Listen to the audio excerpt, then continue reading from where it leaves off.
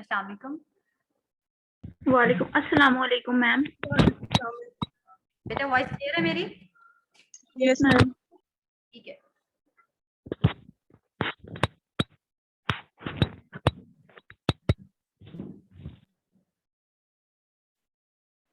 Excuse me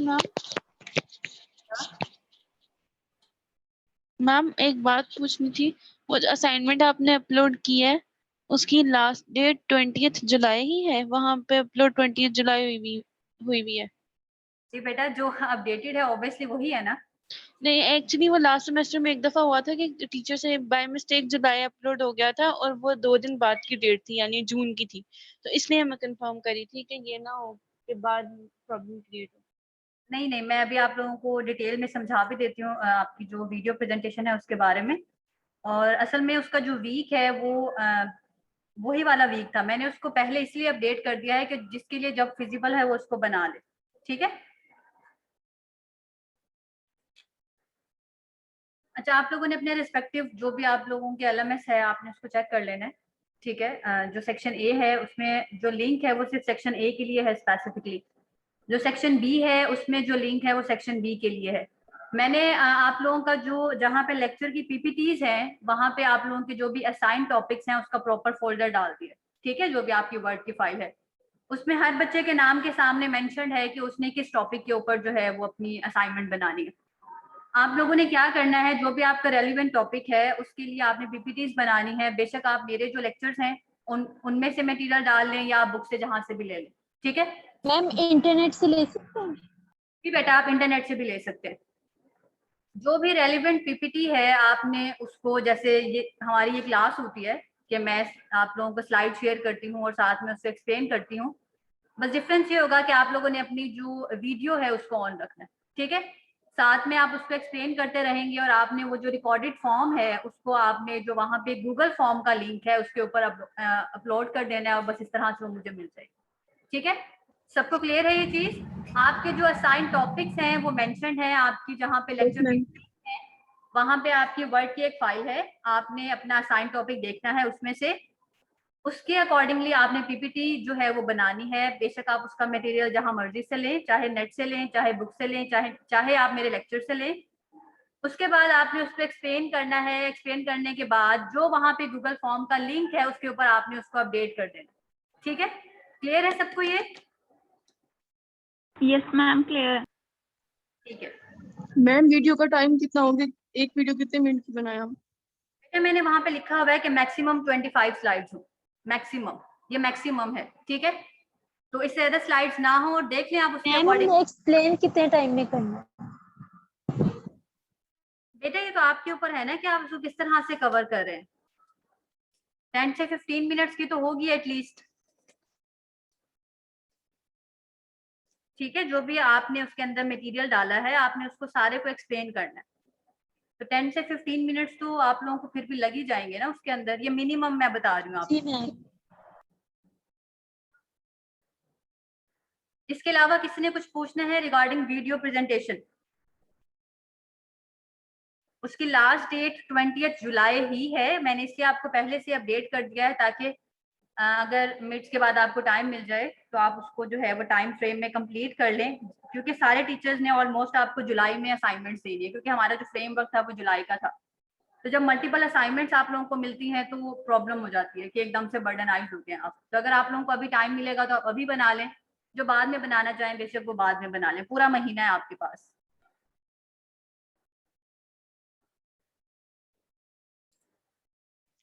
ma'am म्यूट्स का क्या क्या है, मतलब ऑनलाइन मोड है या क्या है? मिड्स आपके इसके बारे में मैं कुछ भी नहीं कहूंगी अभी भी। आपको एक ईमेल आएगी सर की तरफ से, शायद आज ही आ जाएगी या कल आ जाएगी। ठीक है। उसमें आपको मोड भी और जो डेट्स हैं मिड की आपको वो मिल जाएंगी। मैम डेट शीट आएगी कोई? जी बेटा, डेट शीट आएगी आप लोगों को। प्रॉपर डेट शीट्स आएंगी और उसका क्या मोड होगा वो सारी बातें जो है वो आपको डायरेक्टर की तरफ से एक ईमेल आएगी। ठीक है। रिसोर्स पर्सन उस पर कमेंट नहीं कर सकता। अच्छा, हम लेक्चर की तरफ आ जाते हैं। किसी को याद है हमने लास्ट लेक्चर में क्या डिस्कस किया था?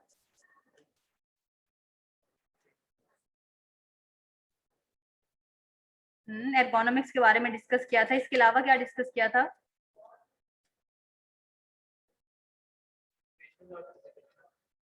बेसिकली जो हमारा लास्ट लेक्चर था उसमें हमने 3 टर्म्स थी जिसके बारे में डिस्कशन की थी। एर्गोनॉमिक्स क्या है, ठीक है, ऑक्यूपेशनल थेरेपी क्या होती है, and what is physical therapy, ठीक है, कि फिजिकल थेरेपिस्ट जो है उनकी क्या डोमेन्स हैं, उनके क्या फंक्शंस हैं, और बाकी एर्गोनॉमिक्स की जो प्रॉपर डिटेल थी। आज का जो हमारा बेसिक टॉपिक है वो भी एर्गोनॉमिक्स से रिलेटेड है। जो हमारे ये आज का लेक्चर है, इससे प्रीवियस और इसके बाद एक और लेक्चर है, 3 लेक्चर्स हैं जो बेसिकली एर्गोनॉमिक्स से रिलेटेड हैं, ठीक है। आज हम दोबारा देखेंगे कि ये एर्गोनॉमिक्स बेसिकली क्या है, वर्क प्लेस पे जो एर्गोनॉमिक्स है उसको आप कैसे एस्टेब्लिश कर सकते हैं, उसका क्या पर्पस है। इसके अलावा हमने ये देखना है कि ऑक्यूपेशनल हैजर्ड्स क्या क्या हो सकते हैं अगर आपकी एर्गोनॉमिक्स प्रॉपर ना हो, ठीक है। और जब आप उसको देखेंगे कि बेसिक क्या आप उसको कैसे रिकॉग्नाइज कर सकते हैं और क्या क्या बेसिक चीजें हैं, तो जब तक आपको उनके बारे में आइडिया नहीं होगा आप कंट्रोल नहीं कर सकते। तो उनकी बेसिक रिकॉग्निशन और हम उसको किस तरह से कंट्रोल कर सकते हैं, या आज का बेसिक जो हमारा लेक्चर है वो इससे रिगार्डिंग है। साथ में हमने जो एर्गोनॉमिक एक्सरसाइजेज हैं कि आप पेशेंट को क्या क्या गाइड कर सकते हैं उसके बारे में पढ़ना है। सबसे पहले हम देख लेते हैं कि what is ergonomics. Ergonomics is the science of fitting the job to the worker. ये वही चीज है जो हमने लास्ट लेक्चर में बहुत डिटेल से पढ़ी है कि वर्कर के अकॉर्डिंगली आपने उसका जो ऑफिस है, उसका जो इन्वायरमेंट है, उसको कस्टमाइज करना है, उसको अपने वर्कर के ऊपर जो है आपने फिट कर देना है, ठीक है। Matching the physical requirement of the job with the physical capacity of the worker. हमने लास्ट लेक्चर में, अगर आप लोगों को याद हो, हमने बात की थी एक वर्क प्लेस एनालिसिस होता है और एक हमारा फंक्शनल असेसमेंट होता है कि हमारा जो वर्कर है उसकी कैपेबिलिटी क्या है, कि वो किस तरह का काम जो है उसको परफॉर्म कर सकता है, ठीक है। तो उसके अकॉर्डिंगली हमने कहा था कि जिस तरह की कैपेबिलिटी हो, क्या लैग है पेशेंट के, वो हमारा जो क्लाइंट है उसके अंदर, और किस चीज को में वो एक्सेल कर सकता है और क्या उसकी लिमिटेशंस हैं, तो उसके अकॉर्डिंगली हमने बात की थी कि आप फंक्शनल जो कैपेबिलिटीज हैं उसको असेस करते हैं regarding to work place analysis. तो ये बेसिक काम है हमारे एर्गोनॉमिक्स का। Ergonomics is used to design an environment. Environment से क्या मुराद है, लेआउट क्या होगा जहां पे आपके वर्कर ने काम करना है, ठीक है, उसको किस तरह की नौयत का काम जो है, वर्क का मेथड क्या होगा, किस तरह के वो डिवाइसेस इस्तेमाल करेगा, वहां पे शोर है या वो किस तरह का एनवायरनमेंट है। जैसे अगर आप फैक्ट्रीज में जाएं जहाँ पे ड्रिलिंग है या इस तरह की जैसे स्टोन ब्रेकेज है, तो ऑब्वियसली वहां पे नॉइस रहता है। नॉइस की वजह से आप लोगों ने पढ़ा होगा कि और तरह की प्रॉब्लम्स आती हैं कि इवन के डेफनेस भी हो सकती है और आपकी जो थ्रेशोल्ड है नॉइस की उसके ऊपर फर्क पड़ता है। तो बेसिक जो एर्गोनॉमिक है ये इन्वायरमेंट को डिजाइन करना है हमारे जो वर्कर्स हैं उनके अकॉर्डिंगली, ठीक है। Ergonomics is used to design an environment which is compatible with each individual's physical and behavioral characteristics, ठीक है। जो भी फिजिकल या बिहेवियरल जो भी कैरेक्टरिस्टिक्स होंगे उसके अकॉर्डिंगली आपने जो है वो एनवायरनमेंट को डिजाइन किया। Ergonomic look at the behaviour of person performing the job, ठीक है। हमारा जो बेसिक काम है वो क्या है एर्गोनॉमिस्ट का, कि हमने ये देखना है कि पेशेंट जो है या जो हमारे सामने जो वर्कर है बेसिकली वो जॉब को किस तरह से परफॉर्म कर रहा है। Good ergonomic design makes the most efficient use of worker capabilities while ensuring that job demands do not exceed those capabilities. ऐसा ना हो कि बंदे की कैपेबिलिटी नहीं है कि वो 5 घंटे से ज्यादा काम कर सकता है लेकिन हम उसको काम करा रहे हैं, तो obviously this will leads towards injury, ठीक है, कि पेशेंट जो है या हमारा जो वर्कर है सामने उसमें इंजरी के जो चांसेस हैं वो मैक्सिमाइज हो जाएंगे। तो हमने हर बंदे की कैपेबिलिटीज के अकॉर्डिंगली जो है उसके वर्क प्लेस को डिजाइन करना। Many years ago, equipment was built to do a job, not to fit a person. पहले क्या होता था, जैसे आप लोग अगर बहुत पुराने टाइम में जाएं तो आप देखेंगे नॉर्मली के चेयर सेम साइज की हैं, इररिस्पेक्टिव कि आप जिस बंदे ने उसके ऊपर बैठना है उसकी क्या हाइट है, ठीक है। बहुत शुरू से ये एर्गोनॉमिक चेयर डिजाइन नहीं हुई।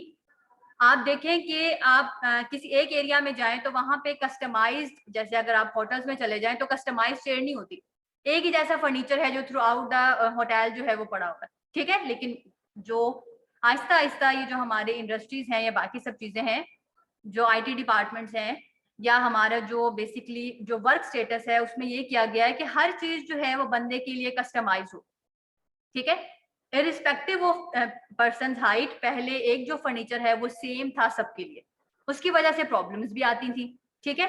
तो अब ये वाली जो चीज है, अब सारी जो फैक्ट्रीज हैं उन्होंने इस चीज को ऑब्जर्व किया या इस नीड को फील किया कि हर बंदे के लिए जो इक्विपमेंट है वो डिफरेंट हो, ठीक है। अब एक बंदा है, उसकी हाइट छोटी है लेकिन उसकी जो चेयर है वो बहुत ज्यादा ऊंची है, तो अगर उसने अप्रोच करना है अपने डेस्क को तो ऑब्वियसली उसको बहुत लॉन्ग आर्म इस्तेमाल करने पड़ेंगे उसको अप्रोच करने के लिए। ठीक है, तो इसकी वजह से उसका जो शोल्डर है उसके ऊपर लोड्स इंक्रीज कर जाएंगे, क्योंकि हमने ये पीछे पढ़ा कि जब हमने बैठना है तो आर्म रेस्ट होना चाहिए।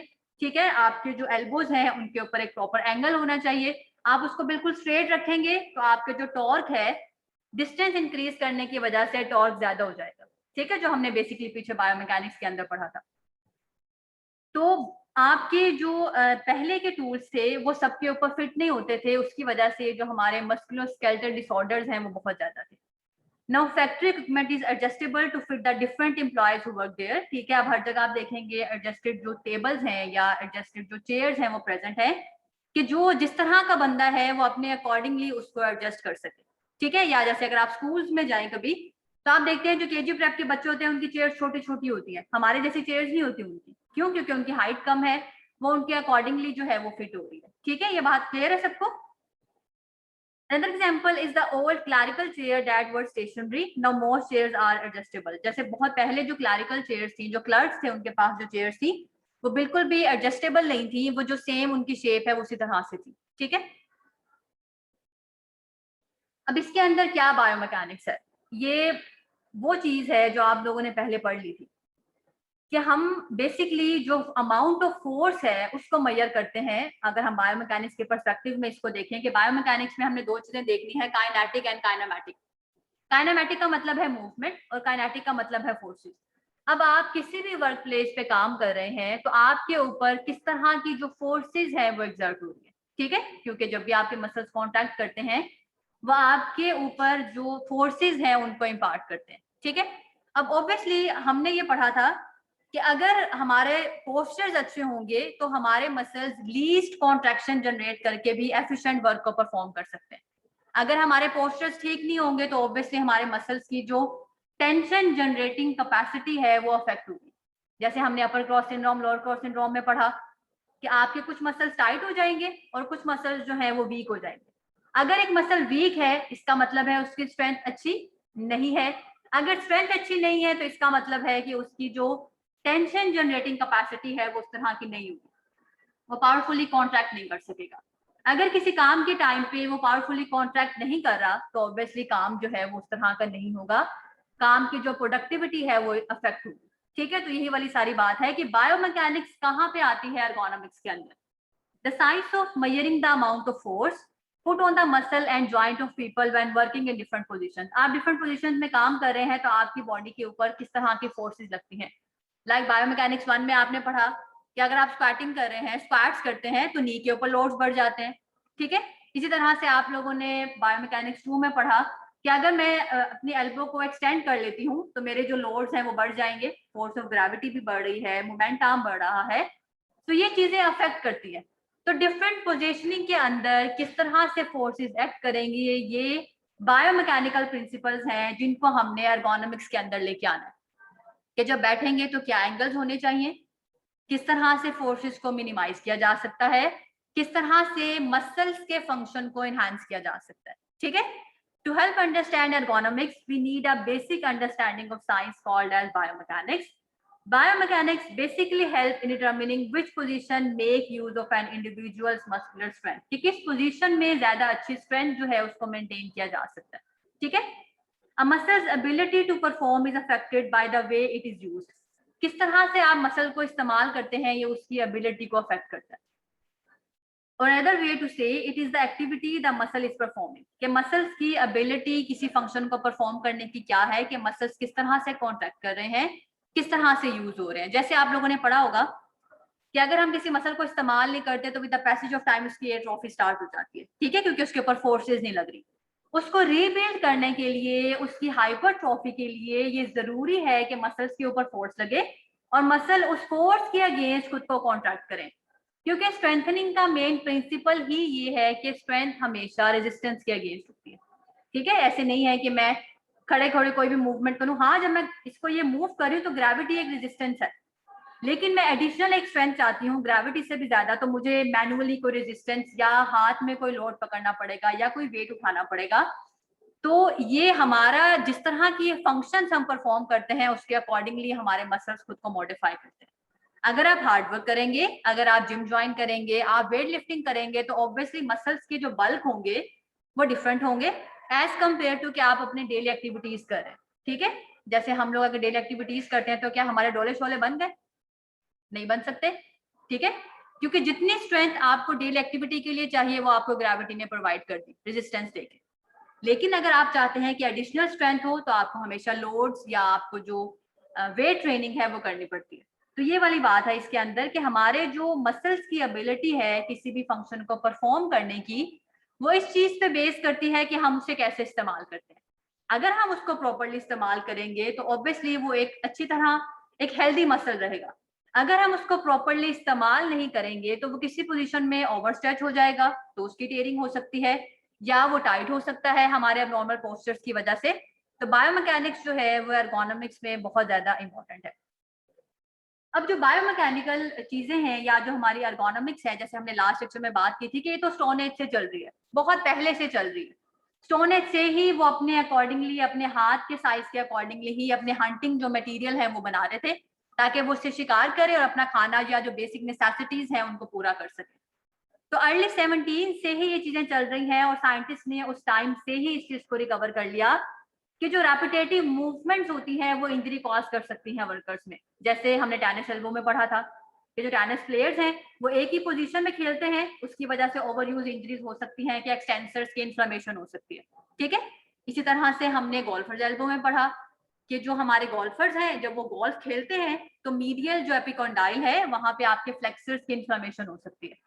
तो ये बात समझ आ गई कि अच्छा जब आप ओवर यूज करते हैं, जैसे आप एक बंदा है उसका काम ही है कि उसने बॉक्स को यहाँ से उठाना है और वहां पे शिफ्ट करना है, ठीक है, या जिसने कीलें ठोकनी है उसका काम ही हैमर को बार बार इस्तेमाल करना है, तो जो रेपिटेटिव मूवमेंट्स होती हैं वो इंजरी को कॉज कर सकती है। इसके लिए बर्नार्डिनो ने जो है वो 3 तरह के जो हमारे वर्कर्स हैं उनके ऊपर रिसर्च की, क्लर्क, कॉबलर्स एंड टेलर्स। ठीक है, जो मोची होते हैं बेसिकली जूता बनाने वाले होते हैं, या जो दर्जी होते हैं हमारे, या जो पोर्टर्स हैं, इनके ऊपर जो है वो उसने रिसर्च की और उसने इनके बारे में बताया कि इनके अंदर कौन कौन सी जो कॉमन चीजें हैं वो डेवलप हो सकती हैं। ठीक है, सबसे पहले अगर हम देखते हैं कि जो क्लर्क्स हैं हमारे, बेसिकली कि हमारे जो क्लर्क्स हैं वो कांस्टेंट सिटिंग में होते हैं। आप देखेंगे क्लैरिकल वर्क में क्या होता है, अकाउंट्स की आपने जो अपनी सारी डिटेल्स हैं, जो फाइलिंग है, जो लिखना है बैठ के, ये सारा काम जो है ये बैठ के होता है। अब जो हमारे क्लर्क्स हैं उनके अंदर कांस्टेंट सिटिंग है। कांस्टेंट सिटिंग में क्या है कि या साथ साथ जो चीजें लिखनी है तो हैंड का एक ही, जैसे अगर वो राइटिंग कर रहे हैं तो एक ही डायरेक्शन में बार बार रेपिटेटिव मूवमेंट है। ठीक है, अब इसकी वजह से क्या होगा कि हमारे जो पेन या जो पेपर वर्क है या एक ही चीज को जब बार बार करना है तो उसकी वजह से हमारा जो हैंड है वो फटीग हो जाएगा। ठीक है, आप कभी जब ओवर राइटिंग करते हैं या 3-3 घंटे का कभी आपने पेपर अटेम्प्ट किया हो, जैसे पहले होते थे हमारे, तो आप बीच में जो है आपकी बस हो जाती है। ठीक है, कभी उर्दू या इंग्लिश का पेपर लिखना, ऐसे राइटिंग भी है, स्लीस उर्दू भी है, खुलासा भी लिखना है और काफी कुछ करना है, तो बीच में आपके जो मसल्स हैं वो फटीग हो जाते हैं। सेम यही चीज अगर आप डेली बेसिस पे करेंगे, ऑब्वियसली एक क्लर्क है अगर वो डेली उसके जो है वो 5 to 6 आवर्स ऑफ सिटिंग है जिसमें उसने सिर्फ हर चीज को नोट करना है और उसका पेन और पेपर वर्क बहुत ज्यादा है, तो उसके जो हैंड के मसल्स हैं वो फटीग हो जाएंगे। ठीक है, तो हैंड के मसल्स जब फटीग हो जाएंगे तो उसकी वजह से उसके जो मसल्स और टेंडन्स हैं रिस्ट के या हैंड के, उनका स्ट्रेन हो सकता है। तो ये चीज आई कि ओवर यूज जो है वो इंजरीज को कॉज कर सकता है कि अगर आप एक चीज का बहुत ज्यादा इस्तेमाल कर लेते हैं। ठीक है, जैसे हमने स्विमर्स शोल्डर के बारे में पढ़ा था, शोल्डर इम्पिंजमेंट सिंड्रोम में, कि जो स्विमर्स हैं, जो कॉम्पिटेटिव स्विमर्स होते हैं, वो बहुत ज्यादा स्विमिंग करते हैं क्योंकि उनके कॉम्पिटिशन्स हैं, उनका अर्निंग का सोर्स ही स्विमिंग है कि जब वो कॉम्पिटिशन जीतते हैं तो वो अर्न करते हैं। अब जो कॉम्पिटेटिव स्विमर है हमने उसमें पढ़ा था कि शोल्डर इम्पिंजमेंट सिंड्रोम जो है वो बहुत ज्यादा होने के चांसेस होते हैं। ठीक है, इसी में हम टेनिस एल्बो को दोबारा से ले सकते हैं या गोल्फर एल्बो को ले सकते हैं। तो वही चीज है कि जो ओवर यूज इंजरीज होती हैं वो एक चीज का बहुत ज्यादा जो इस्तेमाल है वो उसको खराब कर देता है, क्योंकि अब नॉर्मल फोर्सेज अगर लगे, अगर आपने टेक्निक जो है वो प्रॉपरली इस्तेमाल नहीं की। नेक्स्ट वन है कॉबलर्स एंड टेलर्स, उनका भी चेयर वर्कर है। ठीक है, वो भी अपने काम पे जो है वो, जैसे आपने कभी देखा हो जब टेलर सिलाई करते हैं तो वो बैंड हो जाते हैं आगे, इस तरह से उनकी जो स्पाइन है वो सी शेप होती है पीछे से। ठीक है, क्योंकि आपने रेगुलरली जो है वो उसको चलाना है, या अगर मोची है तो वो भी ऐसे झुका होता है जैसे वो जमीन पे कुछ देख रहा हो, और वो नीचे झुक के ही जो हमारा जूते हैं उनको सिलाइयां लगा रहा होता है, ठीक है। तो उनका काम इस तरह का है कि वो बेंट होते हैं, उनकी जो बैक है वो हम शेप हो जाती है कि पीछे से जो थोरेसिक का काइफोसिस है वो इंक्रीज कर जाता है। जो थोरेसिक का काइफोसिस इंक्रीज करता है उसको हम कहते हैं हम बैक। बैक जो है वो हम शेप है, जैसे हम अगर आपने ऊंट देखे हो तो ऊंट के जो ऊपर कोहान है हम्प होता है ऊंट के ऊपर, तो सेम इसी तरह से यहाँ से जो हमारी बैक है उसका जो थोरेसिक का कर्व होता है वो एग्जैजुरेट हो जाता है। And held their heads down like people looking for something on the ground, ठीक है, ऐसे झुके जो है वो बार बार काम कर रहे हैं जैसे वो नीचे जमीन के ऊपर जो है वो कुछ देख रहे हैं। This is the effect of their sedentary life and the bent posture of the body as they sit and apply themselves all day to do their task. Obviously ये उनकी sedentary life cycle है, ठीक है, sedentary life है ये कि वो इस तरह झुक के अपने postures को abnormal करके काम करते हैं और पूरा दिन इसी तरह से बैठे रहते हैं। तो यहाँ पे ergonomics की जरूरत है, यहाँ पे biomechanics जो है उसकी जरूरत है। Porters whose work is loading and unloading merchandise from the cargo ships, ठीक है, शिप्स के थ्रू जो है वो चीजें आई हैं और उन्होंने उसको लोड करना है, अनलोड करना है, सामान वहां से उठाना है। तो उसमें आप देखेंगे कि वो किसी चीज को जब उठाते हैं, आप लोगों ने बायोमैकेनिक्स 1 में पढ़ा होगा कि लिफ्टिंग के लिए भी बायोमैकेनिक्स है कि अगर आपने किसी चीज को उठाना है तो आपकी स्पाइन इरेक्ट रहे, आपने उसको बेंड नहीं करना, आपने अगर मूवमेंट देनी है तो हिप और नी के लेवल पे देनी है कि हिप और नीज को आप फ्लेक्स कर लें और आराम से आप लोड को अपने करीब करें और उसको उठा लें, रेदर देन क्या आप लोग नॉर्मली देखेंगे कि हम झुक के उठा लेते हैं, हमारी जो स्पाइन है वो सी शेप हो जाती है, ठीक है। तो उसकी वजह से भी हमारे जो शोल्डर्स हैं वो राउंडेड होंगे, हमारी जो डोर्सल वर्टिब्रास हैं वो फॉरवर्ड की तरफ बेंड रहेंगी और इस तरह से हम पेशेंट जो है वो इसी पोजीशन के अंदर जो है वो बैठेगा। These are the 3 examples from this era, but were other worker tasks that created work-related injuries. ये कुछ सिर्फ examples हैं, मल्टीपल इस तरह के एग्जाम्पल्स हैं जिनकी वजह से वर्क रिलेटेड जो इंजरीज हैं दे आर वेरी कॉमन।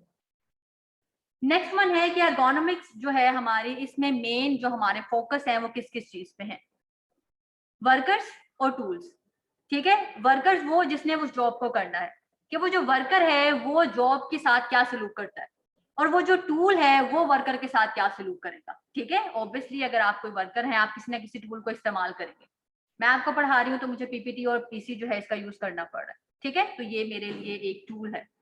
इसी तरह से कोई ऑफिस वर्कर है वो लैपटॉप इस्तेमाल करता है, इंडस्ट्री में कोई टूल इस्तेमाल करता है, कोई कारपेंटर है वो ऑब्वियसली अपनी कारपेंट्री की जो मशीन्स है उसको इस्तेमाल करेगा, जो मजदूर है वो ईंट तोड़ने के लिए या लेके आके जाने के लिए या ड्रिलिंग के लिए ड्रिल मशीन का इस्तेमाल करेगा। तो हर जो वर्क है उसमें टूल जो है वो यूज होता है, ठीक है, ऐसे नहीं है कि कोई भी काम आप विदाउट टूल इस्तेमाल कर सके। तो एर्गोनॉमिक्स जो है इसके अंदर वर्कर और टूल्स जो है ये बहुत इंपॉर्टेंट है। Worker is anyone who perform the task, ठीक है, जो टास्क को परफॉर्म करे वर्कर है, चाहे वो ऑफिस वर्कर है, चाहे वो कस्टोडियल है, चाहे कोई ऑपरेटर है, उसकी अपनी हाइट है, वेट है, वो किसी एक चीज के लिए जो है उसकी रीच की एक कैपेसिटी है, उसकी अपनी एक स्ट्रेंथ है, उसकी अपनी एक एबिलिटी है, ठीक है, ये सारी चीजें जो है वर्कर के अंदर आती हैं। नेक्स्ट वन है टूल। टूल का लेआउट क्या होगा, टूल की शेप कैसी है, टूल की क्या बायोमैकेनिक्स है, आपका हाथ छोटा है टूल बहुत बड़ा है, ठीक है, टूल जो है वो उसमें टॉर्क जनरेटिंग कैपेसिटी किस तरह की है, तो ये बायोमैकेनिक्स है। उसका वेट भी इटसेल्फ एक बायोमैकेनिक्स है क्योंकि वेट जो है वो वेट फोर्स है, आप लोगों ने पहले पढ़ा होगा जिसको हम न्यूटन कहते हैं। अब जो टूल है क्या वो वर्कर के अकॉर्डिंगली है या नहीं है, ठीक है, बहुत बड़ा जो है वो बॉडी बिल्डर है, आप उसको 1 kg का वेट पकड़ा दें, वो उसकी कैपेसिटी के अकॉर्डिंगली नहीं है, आपको चाहिए आप उसकी कैपेसिटी के अकॉर्डिंगली उसको मैक्सिमम लोड दें, ठीक है।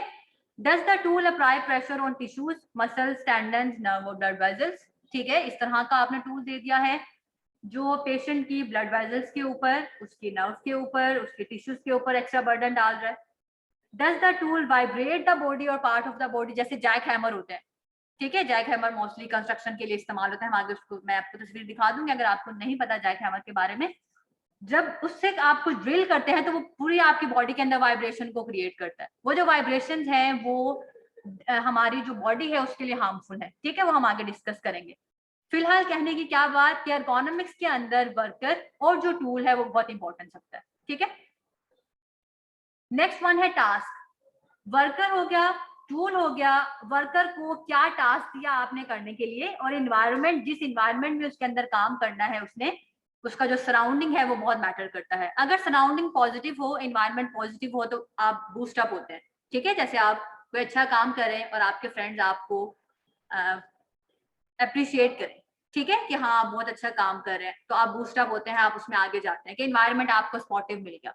ठीक है, लेकिन अगर आपके फ्रेंड्स आपको उस चीज में सपोर्ट नहीं करते या फैमिली मेंबर नहीं करते, ठीक है, जैसे आप एकदम से जब पढ़ना स्टार्ट करते हैं तो कुछ फैमिली वाले इसके अगेंस्ट होते हैं कि आप अभी ना स्टार्ट करो, शादी के बाद कर लेना, क्योंकि माइंड्स में शायद ये आता है कि आपके रिश्ते नहीं होंगे एंड ऑल दैट। ये सिर्फ मैं कॉमन लाइफ एग्जांपल कोट करूं ताकि आपको समझ आए। अब जब इन्वायरमेंट आपके फिजिबल नहीं होता, कुछ अंदर से भी आप थोड़े से डावाडोल होते हैं, क्योंकि शैतान तो ऑल द टाइम हमारे ऊपर एक्ट कर रहा है। तो अब उस केस में अगर इन्वायरमेंट आपका सपोर्टिव नहीं होता, आप 1-2 दिन करते हैं फिर आप छोड़ देते हैं, या आप पहले करते थे हिजाब लेकिन अब आपकी फ्रेंड सर्कल जो है वो मॉडिफाई हो गया। ठीक है, आपका जो फ्रेंड सर्कल है वो थोड़ा सा दूसरी तरह का है, आप पहले हिजाब करते थे, आहिस्ता आहिस्ता आप उसको उतार देते हैं। ठीक है, कि पीयर्स जो प्रेशर है, जो इन्वायरमेंट का प्रेशर है, वो एक चीज है जो एग्जिस्ट करती है। तो अगर एनवायरनमेंट सपोर्टिव होगा तो काम अच्छे होंगे, अगर एनवायरनमेंट सपोर्टिव नहीं होगा, पॉजिटिव नहीं है, लेग पुलिंग बहुत ज्यादा है, तो ऑब्वियसली आपका जो वर्क है वो अफेक्ट होगा। तो एर्गोनॉमिक जो स्टडी एरियाज हैं वो क्या है? वर्कर का टूल, वर्कर को आपने टास्क क्या दिया और वर्कर को उस टास्क को करने के लिए एनवायरनमेंट जो है वो कैसा मिला। ठीक है, तो यही वाली जो सारी चीजें हैं वो इसके अंदर लिखी हुई है कि टास्क बेसिकली क्या होता है, कि रेपिटेटिव भी हो सकता है टास्क, आप बार बार उस टास्क को परफॉर्म कर रहे हैं, कोई टेक्नोलॉजी हो सकती है, कोई चेंज हो सकता है, कोई सॉफ्टवेयर डिजाइन हो सकता है, कोई भी टास्क जो किसी भी वर्कर को असाइन हो सकता है। ठीक है, वो किसी जहां पे भी काम कर रहा है, जैसे अगर वो किसी कपड़े की फैक्ट्री में काम कर रहा है तो उसको कपड़ा किसी को डाई भी करना पड़ सकता है, किसी को कपड़े के जो श्रिंक होते हैं बीच में जो उसको निकालना पड़ सकता है, किसी ने वीविंग करनी होती है। तो हर बंदे का अलग अलग टास्क है। उस फैक्ट्री में कोई रिसर्च डिपार्टमेंट में हो सकता है, उसी फैक्ट्री में कहीं पे जीन्स बनती होगी, उसी फैक्ट्री में कहीं पे होम गारमेंट्स जो है वो बनते हैं। तो हर बंदे की जो वर्क की नोयत है दैट इज डिफरेंट। ठीक है, तो टास्क में सारी चीजें आ सकती हैं। Poorly designing tasks such as those requiring personnel to repeatedly place their bodies or extremities in awkward position can cause problem. ऐसे टास्क जो प्रॉपरली डिजाइन ना हो, जिनमें आपके जो बॉडी पोस्चर्स हैं वो ऑकवर्ड हो, तो ऑब्वियसली वो आपके अंदर जो मस्कुलर प्रॉब्लम्स हैं उसको कॉज कर सकते हैं। Environment for the employee and the machine design, furniture, work surface, heat, cold, noise, humidity, low light, bright light, ये सारा कुछ आपका environment है। आप जहाँ बैठे हैं वहाँ पे एसीज है या नहीं है। अगर आजकल की गर्मी में एसी ना हो तो आप नहीं उस तरह से काम कर सकते। ठीक है, अगर आपने रात को काम करना है और अगर लाइट नहीं है तो आप काम नहीं कर सकते। तो इन्वायरमेंट में लाइट, आपका इन्वायरमेंट, आपकी जो जहाँ पे आप बैठे हैं, जो आप फर्नीचर इस्तेमाल कर रहे हैं, जो आप प्रोडक्ट इस्तेमाल कर रहे हैं, उसका डिजाइन, ये सारी चीजें जो है ये आपका इन्वायरमेंट है।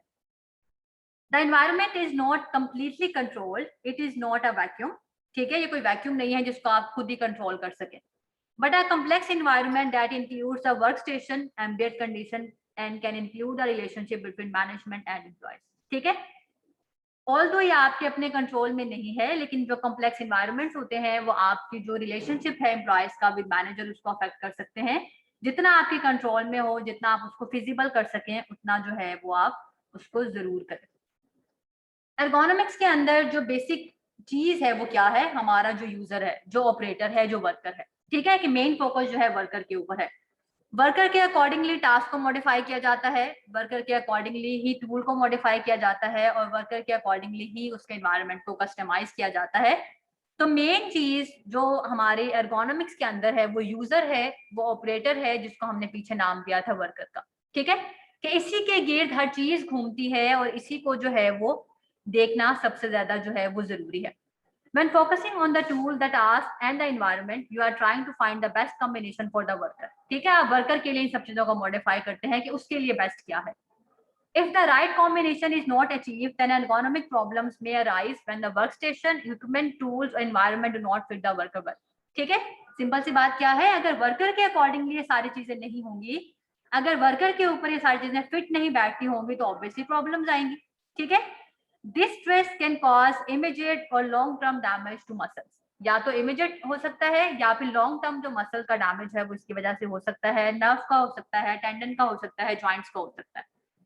Most of these ergonomic problem injuries are caused specifically by forceful or repetitive motion activities, or because workers must assume awkward positions because the workplace does not fit the employee. किस वजह से है ये कि या तो वो वर्क प्लेस हमारे एम्प्लॉय के लिए फिट नहीं था, या उसने खुद ही ऑकवर्ड जो पोस्चर्स हैं उनको अडेप्ट किया है, जिसकी वजह से उसमें लॉन्ग टर्म जो डिसेबिलिटी है वो आ गई। ठीक है, ये पोस्चर जो है ये बहुत जरूरी है। अगर आप जैसे प्रॉपर पोस्चर की गाइडलाइन नहीं देंगे, जैसे हमने अपर क्रॉस सिंड्रोम के बारे में पढ़ा था कि फॉरवर्ड हेड हो जाता है और आपके जो शोल्डर्स हैं वो राउंडेड हो जाते हैं, ठीक है, ऐसे तो सामने से हमने पढ़ा था पैक टाइट हो जाते हैं और पीछे से सारे रेम्बॉइड्स ओवर स्ट्रेच हो जाएंगे इस पोजीशन में। जब ये बहुत ज्यादा आगे बढ़ता रहता है तो बिल्कुल ये वाले जो सारे स्कैलेनी है और जो अपर ट्रैप है ये बहुत ज्यादा टाइट हो जाते हैं।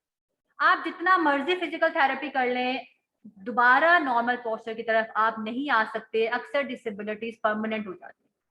तो अगर आप उसको बहुत शुरू में रोक लेंगे तो पोस्चर दोबारा से नॉर्मल हो जाएगा। अगर आप उसको नहीं रोकेंगे तो लॉन्ग टर्म जो डिसेबिलिटीज हैं वो आ सकती हैं, सिर्फ आपकी थोड़ी सी नेग्लिजेंस की वजह से।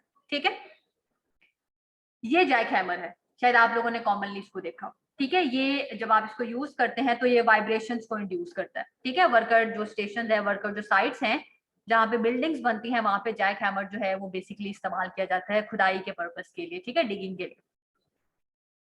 तो कॉमन कॉजेज क्या क्या है? Repetitive and prolonged activities. ठीक है, बार बार आप एक काम कर रहे हैं और प्रोलॉन्ग्ड एक्टिविटी है। ऑकवर्ड पोस्चर्स हैं या पोजीशंस हैं आपके एक्सटेंडेड पीरियड ऑफ टाइम के लिए। स्टैटिक पोस्चर्स हैं, आप एक ही पोजीशन में बैठे रहते हैं। ठीक है, जैसे हमने पीछे बात की थी कि अगर आपकी लॉन्ग आवर्स की सीटिंग है तो आप उठें, मूव ऑन करें, ठीक है, और दोबारा से फिर उसको बैठ जाएं। लाइट जो स्ट्रेचिंग एक्सरसाइजेस हैं उनको परफॉर्म करें। अगर आप एक ही पोस्चर्स में बैठे रहते हैं तो ब्लड भी सर्कुलेट नहीं होता। ठीक है, तो स्टैटिक पोस्चर्स भी इसकी कॉज हो सकते हैं। वाइब्रेशन है, ठीक है, वाइब्रेशन जो है ये आपकी स्किन में ब्लैंचिंग को कॉज करती है। ब्लैंचिंग का क्या मतलब है? व्हाइट पैचेस बन जाते हैं। ठीक है, वाइब्रेशन की वजह से आपकी ब्लड सर्कुलेशन कॉम्प्रोमाइज होती है, आपकी पूरी बॉडी के अंदर जो है वो वाइब्रेशंस आ जाती हैं इस खाली एक जैक हैमर इस्तेमाल करने की वजह से। इसके अलावा हाई और low temperature for an extended time. जो प्रेशर की एक्सट्रीम्स हैं टेम्परेचर की, बहुत गर्मी है या बहुत सर्दी है, जैसे अक्सर आपने देखा होगा वो लोग जो बहुत सर्दी के एरियाज में रहते हैं उनको फ्रोस्ट बाइट हो जाती है। ठीक है, उनके पाँव काटने भी पड़ते हैं, बिल्कुल डैमेज हो जाते हैं। और वो जो बहुत ही गर्मी में रहते हैं तो ऑब्वियसली हीट स्ट्रोक हो जाते हैं उन लोगों को। तो प्रेशर की जो टेम्परेचर की जो एक्सट्रीम्स हैं वो भी आपके अंदर जो प्रॉब्लम्स है उनको कॉज कर सकती हैं। तो कोशिश की जाए कि ऑप्टिमम जो टेम्परेचर है उसको मेंटेन रखा जा सके। ठीक है, फोर्सफुल एक्सर्शन का क्या मतलब है?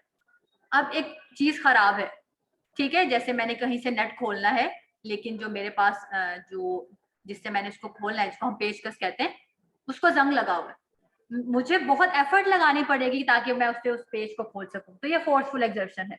ठीक है, कि जो टूल है जिसको आपने इस्तेमाल करना है वो ठीक नहीं था, उसकी वजह से आपको बहुत ज्यादा एफर्ट लगानी पड़ी है, या फिर आपकी स्ट्रेंथ इतनी नहीं है जितना भारी आपको काम दे दिया, तो आपको उसको करने के लिए बहुत ज्यादा एक्सर्शन लगानी पड़ेगी।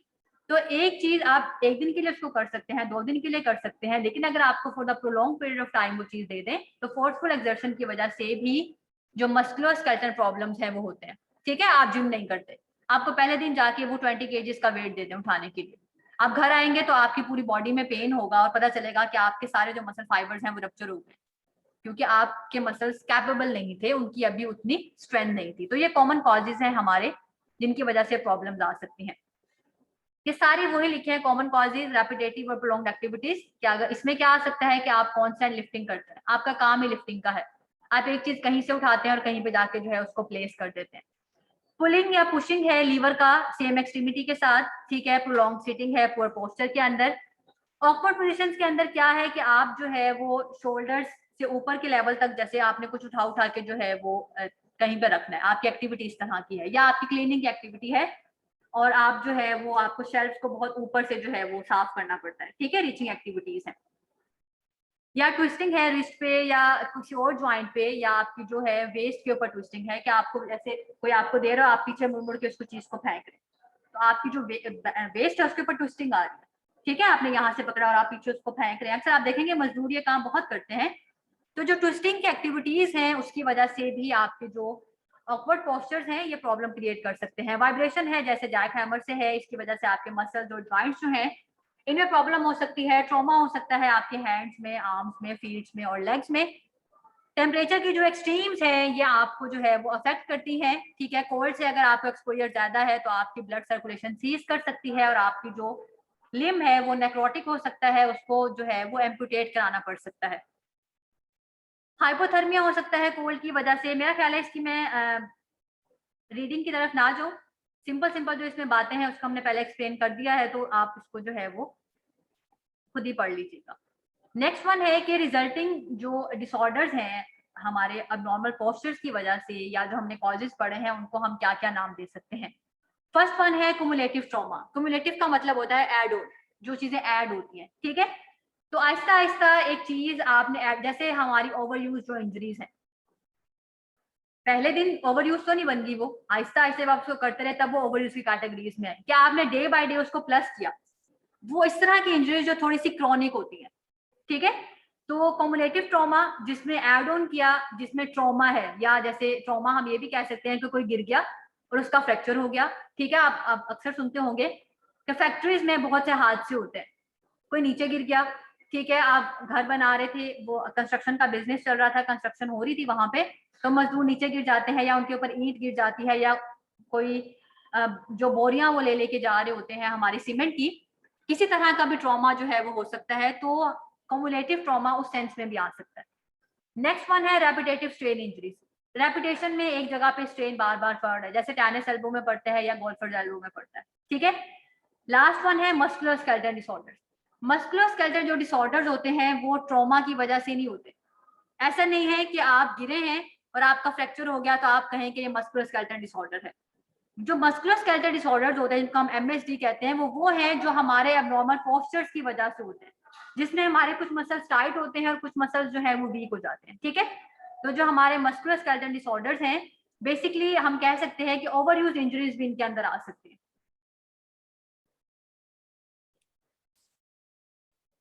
जो हमारे कम्युलेटिव ट्रॉमास हैं ये मोस्टली हमारे जो स्लिप ट्रिप हैं या अगर हम गिर जाते हैं उनकी वजह से होते हैं, और इसमें हमारे जो है वो सेवेरिटी जरा डिफरेंट होती है। They can differ in severity from mild periodic symptoms to severe chronic and debilitating conditions, ठीक है। ये हमारे जो मस्कुलर स्केलेटल जो डिसऑर्डर्स हैं, इसमें ये नहीं है कि फॉल की वजह से कुछ हो गया या आप स्लिप हो गए उसकी वजह से कुछ हो गया। ऐसी चीजें जो क्रॉनिक हैं, जो आपके नॉर्मल पोस्चर्स की वजह से आई हैं, जिसमें आपके कुछ मसल्स जो है वो टेयर हो गए हैं, तो इस तरह की जो चीजें हैं जो ऑकवर्ड पोस्चर्स की वजह से आती हैं, ये बेसिकली हमारे मस्कुलर स्केलेटल जो प्रॉब्लम है उसके अंदर आती है। अब कौन कौन से एरियाज हैं एर्गोनॉमिक्स के पॉइंट ऑफ व्यू से जिनके ऊपर ज्यादा प्रेशर पड़ता है? हमारी आईज, नेक है, ठीक है। अपर लिम्ब में हमारे ज्यादा मसल्स हमारे एरियाज हैं, सॉरी जॉइंट्स। शोल्डर है, हमारे एल्बो है, रिस्ट है, हैंड है, ये वो है जिनके ऊपर ज्यादा इफेक्ट आता है क्योंकि आप हाथ से ज्यादा काम करते हैं, ठीक है। हमारे जो वेट बेरिंग जॉइंट है लोअर लिम्ब के, हिप और नी, ये वो एरियाज हैं एर्गोनॉमिक पॉइंट ऑफ व्यू से जिनके ऊपर सबसे ज्यादा स्ट्रेस आता है। The muscle, nerve, tendon, ligament, cartilage, joints, including spinal disc, are affected in these body parts. ठीक है। इन ये जो हमारे एरियाज हैं, नेक है, हमारी आईज हैं, हमारे शोल्डर हैं, ये जितने भी एरियाज मेंशन्ड हैं, इनमें जो हमारे ब्लड वेजल्स हैं, जो हमारी नर्व्स हैं, जो हमारे मसल्स हैं, इन एरियाज के सबसे ज्यादा अफेक्टेड होते हैं क्योंकि इनके ऊपर ही सबसे ज्यादा जो प्रेशर है वो आता है। अब नेक्स्ट वन है साइंस ऑफ एमएसडी। साइन और सिम्टम्स जो है दे आर डिफरेंट, शायद आप लोगों ने पहले इसको गो थ्रू किया हो। साइंस वो है जो बीइंग अ डॉक्टर आपके पास जब पेशेंट आता है तो आप उसमें से पिक कर लेते हैं, ठीक है। सिम्टम वो है जो पेशेंट आपको आके बताए, जैसे अगर पेशेंट आपको आके बताता है मुझे दर्द है, ठीक है, या मुझे सुइयां चुभती हैं, टिंगलिंग सेंसेशन होती है, या मेरे हाथ सुन्न हो जाते हैं, नमनेस हो जाती है, ये वो चीजें हैं जो पेशेंट ने आके आपको रिपोर्ट की हैं। वो चीजें जो पेशेंट आके रिपोर्ट करते हैं, they are basically called as symptoms, ठीक है। आपने बीइंग अ मेडिकल प्रोफेशन उसको देख के जो चीजें देखी हैं, जो आपको समझ आई, जो आपने असेस की हैं, जो उसने नहीं बताई आपको, उनको हम कहते हैं दे आर साइंस, ठीक है। तो साइंस क्या है मस्कुलर स्केलेटल डिसऑर्डर के? पेशेंट आपको आगे ये नहीं कहेगा कि मेरी रेंज ऑफ मोशन डिक्रीज हो गई है, आप उसको असेस करते हैं तो फिर आप बताते हैं कि रेंज ऑफ मोशन डिक्रीज है, आप में डिफॉर्मिटी है, लॉस ऑफ फंक्शन हो गया है, क्रैम्पिंग है, लॉस ऑफ कलर है आपकी। जब आप स्ट्रेंथ को असेस करते हैं एमएमटी के थ्रू, आपने मैनुअल मसल टेस्टिंग पढ़ी होगी, तो आप पेशेंट को बताते हैं तो आपको समझ आती है कि अच्छा इसकी जो ग्रिप स्ट्रेंथ है वो डिक्रीज हो गई, क्योंकि टूल्स को हाथ में पकड़ पकड़ के आपके जो मसल्स हैं वो वीक हो जाते हैं। अगर बहुत हैवी आपने टूल पकड़ा है, वो ओवर स्ट्रेच कर रहा है आपके मसल्स को, तो ग्रिप स्ट्रेंथ डिक्रीज हो गई है। आपके लोअर लिम्ब के मसल्स जब वीक होंगे तो ऑब्वियसली बैलेंस इफेक्ट होगा, ठीक है, तो लॉस ऑफ बैलेंस हो सकता है। स्वेलिंग हो सकती है, रेडनेस हो सकती है, ये वो चीजें हैं जो साइंस है। सिम्टम्स क्या है? पेशेंट कहेगा मुझे पेन है, मुझे जो है वो एक्टिंग वही सेम चीज, ठीक है, दर्द है, बर्निंग सेंसेशन, ऐसा लगता है ऐसे जल रहा है मेरा जिस्म, या सुन्न हो जाता है, या बहुत ज्यादा जो है वो स्टिफनेस है, टिंगलिंग है जिसको हम कहते हैं कीड़ियां चलना। तो मस्कुलोस्केलेटल जो डिसऑर्डर्स होते हैं ये उसके सिम्टम्स हैं जो आपको पेशेंट रिपोर्ट करेगा। मस्कुलोस्केलेटल डिसऑर्डर्स में हमारी नर्व्स भी आ जाती हैं, ठीक है, कि हमारी नर्व जब अफेक्ट, जैसे शैटिका हो जाए, बहुत ज्यादा लॉन्ग सिटिंग है तो आपकी शैटिक नर्व कंप्रेस हो गई, तो हमारी जो पूरी पोस्टीरियर लेग है, ठीक है, वहां पे नमनेस हो सकती है। तो पेशेंट आपको आके बताता है कि मुझे पीछे टांग में ऐसे लगता है ऐसे कीड़ियां चल रही हो, या जैसे सुइयां चुभ रही हो, ठीक है। तो टिंगलिंग की जो सेंसेशन है वो आप उसको इस तरह से डिफाइन कर सकते हैं। सिम्टम्स जो हैं अब ये डिपेंड करते हैं आपकी जो सिविरिटी है इस चीज पे, कि आपका उस चीज के साथ एक्सपोजर कितना है। अगर आप सिर्फ 1-2 दिन के लिए वो काम कर रहे हैं तो ऑब्वियसली अगर आपको पेन भी हुआ है तो थोड़ा सा माइल्ड होगा, ठीक है। या अगर आप एक दिन में 2 घंटे सिर्फ वो काम करते हैं तो वो आपके पोस्चर्स को उस तरह से अफेक्ट नहीं करेगा। हाँ, अगर आप 8-8 घंटे के लिए एक दिन में काम करते हैं तो ऑब्वियसली वो आपके पोस्चर्स को अफेक्ट करेगा और आपके सिम्टम्स उसके अकॉर्डिंगली वेरी करेंगे, ठीक है। तो सिम्टम्स जो है वो सिविरिटी के लिहाज से वेरी करते हैं इस चीज पे कि आपका अमाउंट ऑफ एक्सपोजर उस चीज के साथ कितना है, ठीक है। जैसे इस तरह की जो फैक्ट्रीज होते हैं जहाँ पे बहुत शोर हो, अगर आप ज्यादा अरसे के लिए वहां पे रहते हैं तो आपका थ्रेशोल्ड जो शिफ्ट है वो चेंज हो जाता है, आपको बहुत ऊंचा सुनना शुरू हो जाता है, ठीक है। तो या जैसे वो लोग जो इस तरह की कोयलों की जो माइंस होती हैं उसमें काम करते हैं तो उनको ब्रीदिंग डिफिकल्टीज बहुत ज्यादा आती है। लेकिन ये डिपेंड करता है कि आप कितने अरसे से वहां पे काम कर रहे हैं और आपका एक्सपोजर किस टाइप का है। तो सिविरिटी हमेशा एक्सपोजर के ऊपर बेस करती है कि अमाउंट ऑफ एक्सपोजर क्या है। Often the symptoms appear gradually as mild fatigue, as muscle fatigue or pain at work that disappear during rest. आपको एक दिन दर्द हुआ, आप घर आके सो गए, वो डिसअपियर हो गया, ठीक है। तो नॉर्मली ऐसा होता है। लेकिन जब आपका एक्सपोजर बढ़ता रहता है तो यही चीज आपकी सेवेरिटी की तरफ जो है वो मूव ऑन कर जाती है। An example is tingling continues when the employee is at rest. Numbness or pain make it difficult to perform the job, and finally the pain is so severe the employee is unable to perform physical work activities. ठीक है, शुरू में उसको numbness होती थी, वो rest करता था तो वो नॉर्मल हो जाता था। आहिस्ता आहिस्ता क्या हुआ है कि जब वो रेस्ट पे भी है तो उसको वो नमनेस या टिंगलिंग जो सेंसेशन जो है वो रहती है, फिर उसका पेन बढ़ गया।